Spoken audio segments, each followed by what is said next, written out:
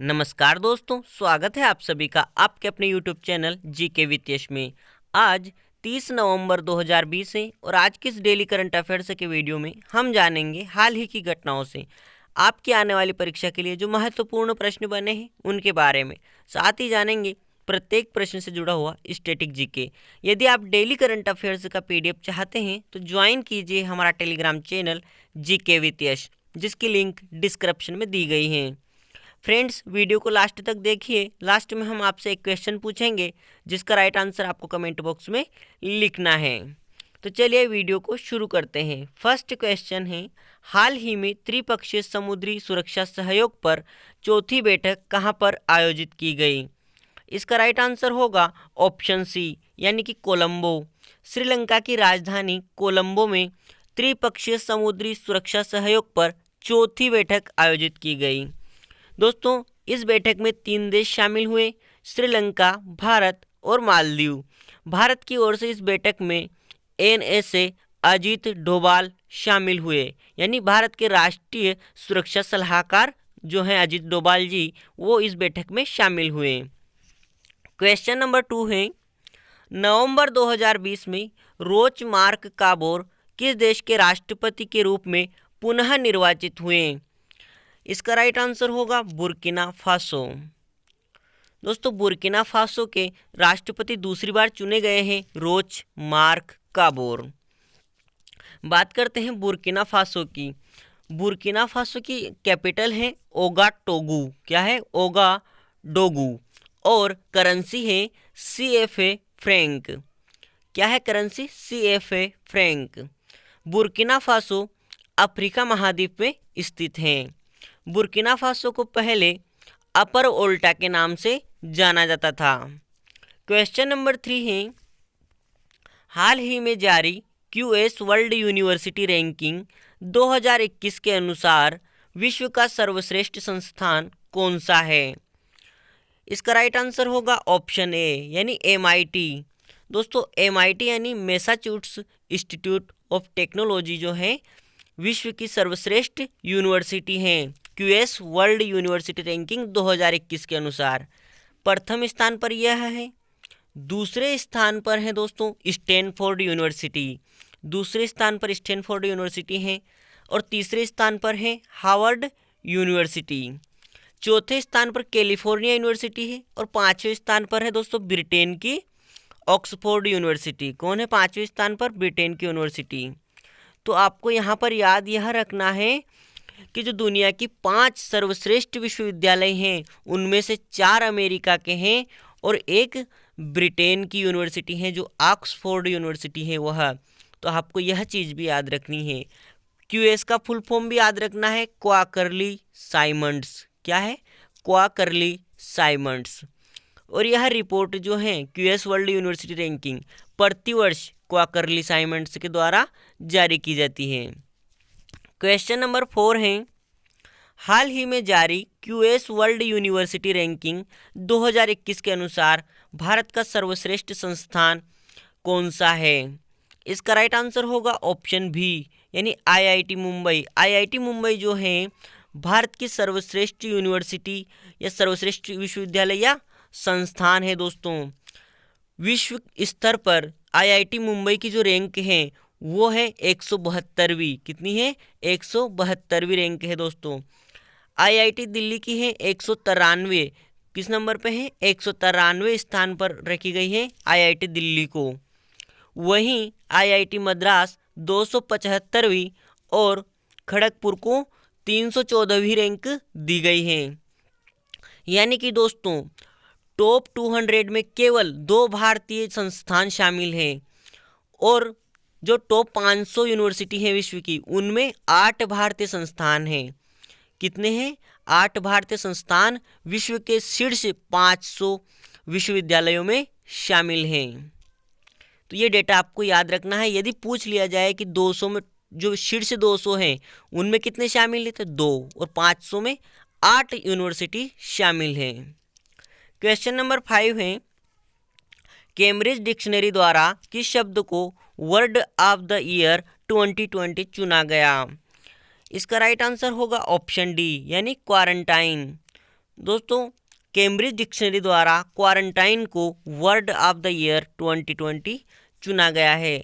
आपको बता दें कि कुछ दिन पहले कोलिन्स डिक्शनरी द्वारा लॉकडाउन को जो है क्या चुना गया था, word of the year 2020। Collins dictionary का याद रखिए, डिक्शनरी का फर्क है। कोलिन्स ने चुना है लॉकडाउन को और कैम्ब्रिज ने चुना है क्वारंटाइन को word of the year. Word of the year ऐसे शब्द होते हैं दोस्तों जो उस वर्ष बहुत ही ज़्यादा उपयोग में आए हुए हों, बहुत ज़्यादा चर्चित हों। क्वेश्चन नंबर 6 है, नवंबर 2020 में किस देश के परमाणु वैज्ञानिक मोहसिन फखरीजादेह की हत्या कर दी गई? इसका राइट आंसर होगा ऑप्शन भी, यानी कि ईरान। ईरान के परमाणु वैज्ञानिक मोहसिन फखरीजादेह की हाल ही में हत्या कर दी गई है दोस्तों। क्यों कर दी गई है? क्योंकि यह ईरान के परमाणु कार्यक्रम जो है, यानी ईरान के जो परमाणु हथियार बना रहा है, उसका नेतृत्व कर रहे थे मोहसिन फखरीजादेह। और दोस्तों दुनिया के अधिकतर देश नहीं चाहते हैं कि ईरान जो है परमाणु हथियार बनाए, इसलिए मोहसिन फखरीजादेह की हत्या करवा दी गई है। बात करते हैं ईरान की। ईरान की कैपिटल है तेहरान और करेंसी है रियाल, और ईरान के राष्ट्रपति हैं हसन रूहानी। क्वेश्चन नंबर 7 है, हाल ही में किस महिला क्रिकेट टीम ने महिला बिग बैश लीग का खिताब दूसरी बार जीता? इसका राइट आंसर होगा सिडनी थंडर। दोस्तों सिडनी थंडर ने मेलबर्न स्टार्स को हराकर महिला बिग बैश लीग का खिताब जीत लिया है, और यह उसने दूसरी बार जीता है। पहली बार जीता था 2015 में। कब जीता था? 2015 में। बिग बैश लीग जो है दोस्तों, यानी महिला बिग बैश लीग, ऑस्ट्रेलिया की महिलाओं के लिए एक T20 फॉर्मेट में घरेलू टूर्नामेंट है। महिला बिग बैश लीग की शुरुआत वर्ष 2015 में हुई थी। क्वेश्चन नंबर 8 है, हाल ही में किस राज्य में देश के पहले ऑर्गन डोनर मेमोरियल का उद्घाटन किया गया? इसका राइट आंसर होगा राजस्थान। हाल ही में राजस्थान के जयपुर में ऑर्गन डोनर मेमोरियल का उद्घाटन किया गया। यह देश में अपनी तरह का पहला ऑर्गन डोनर मेमोरियल है दोस्तों। राजस्थान के मुख्यमंत्री हैं अशोक गहलोत और राज्यपाल हैं कलराज मिश्र। क्वेश्चन नंबर 9 है, किस देश ने हाइपरसोनिक क्रूज मिसाइल जिरकोन का सफल परीक्षण किया? इसका राइट आंसर होगा रूस। दोस्तों हाल ही में रूस ने आर्कटिक सागर में हाइपरसोनिक क्रूज मिसाइल जिरकोन का सफल परीक्षण किया है। यहाँ पर हाइपरसोनिक की बात करें तो दोस्तों हाइपरसोनिक की जो गति होती है वो होती है 5 से 10 मेक, और इस जो मिसाइल है जिरकोन, इसकी गति है 8 मेक के लगभग। मेक क्या होता है दोस्तों? मेक जो होता है ध्वनि की गति को मापा जाता है मेक में, यानी 1 मेक बराबर ध्वनि की गति के बराबर गति।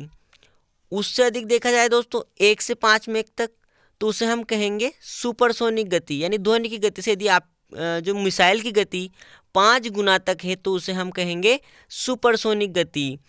और यदि मिसाइल की गति 5 से 10 गुना अधिक है ध्वनि की गति से, तो उसे हम कहेंगे कि ये मिसाइल की गति जो है हाइपरसोनिक गति है। तो ये जो टर्म है ये आपको याद रखना है। एक मिसाइल और होती है सबसोनिक। सबसोनिक उन मिसाइलों को कहते हैं जिनकी गति ध्वनि की गति से जो है कम होती है, 0.8 से 1 तक होती हैं लगभग, उनको कहेंगे सबसोनिक। तो मिसाइलों के टाइप हो गए दोस्तों सबसोनिक, सुपरसोनिक, हाइपरसोनिक। बात करते हैं रूस की। रूस की राजधानी है मॉस्को और करेंसी है रूबल, और रूस के जो प्रेसिडेंट हैं वो हैं व्लादिमीर पुतिन। क्वेश्चन नंबर 10 है, भारत ने किस वर्ष तक पेट्रोल में 20% इथेनॉल के मिश्रण का लक्ष्य रखा है? इसका राइट आंसर होगा ऑप्शन भी, यानी कि 2030। दोस्तों भारत ने वर्ष 2030 तक पेट्रोल में 20% इथेनॉल के मिश्रण का लक्ष्य रखा है, क्योंकि इथेनॉल जो है दोस्तों एक बायोफ्यूल है, यानी जैव ईंधन है जिससे प्रदूषण नहीं होता है, इसलिए उसको मिलाया जाएगा पेट्रोल में। यह शक्कर उद्योग से अधिकतर जो मात्रा है वो शक्कर उद्योग से आता है इथेनॉल दोस्तों। भारत के पेट्रोलियम एवं प्राकृतिक गैस मंत्री हैं धर्मेंद्र प्रधान। कौन है? धर्मेंद्र प्रधान। क्वेश्चन नंबर 11 है, बेंगलुरु के boring and lady Curzon medical college का नाम किस राजनेता के नाम पर रखा गया? इसका राइट आंसर होगा ऑप्शन डी, अटल बिहारी वाजपेयी। अटल बिहारी वाजपेयी के नाम पर बेंगलुरु के boring and lady Curzon medical college का नाम रख दिया गया है दोस्तों। बात करते हैं अटल बिहारी वाजपेयी जी की। इनका जन्म 25 दिसंबर 1924 को मध्य प्रदेश के ग्वालियर में हुआ था। कहाँ पर हुआ था? ग्वालियर में। और इनका निधन 16 अगस्त 2018 को हुआ है। दोस्तों इनका जन्मदिवस को याद रखिए, 25 दिसंबर 1924। इनके जन्मदिवस को सुशासन दिवस के रूप में मनाया जाता है। वाजपेयी जी देश के 3 बार प्रधानमंत्री रहे।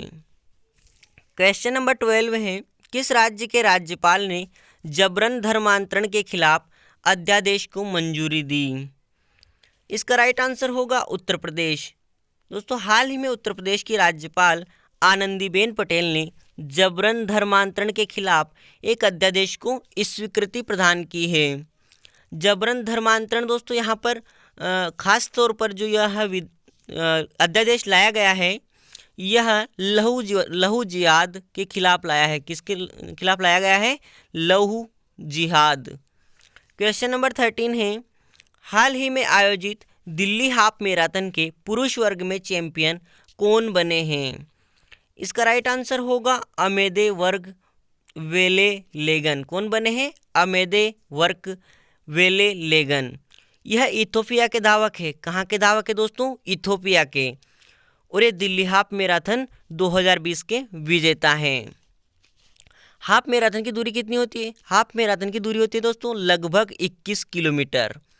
और जो फुल मैराथन होती है उसकी होती है 42.2 किलोमीटर। तो याद रखिए हाफ मैराथन की जो डिस्टेंस है, दूरी है, वो है 21 किलोमीटर। दिल्ली हाफ मैराथन वर्ष 2005 से प्रतिवर्ष आयोजित की जाती है। और इस वर्ष के दिल्ली हाफ मैराथन का प्रायोजक कौन है? तो एयरटेल जो है दोस्तों इसका प्रायोजक हैं।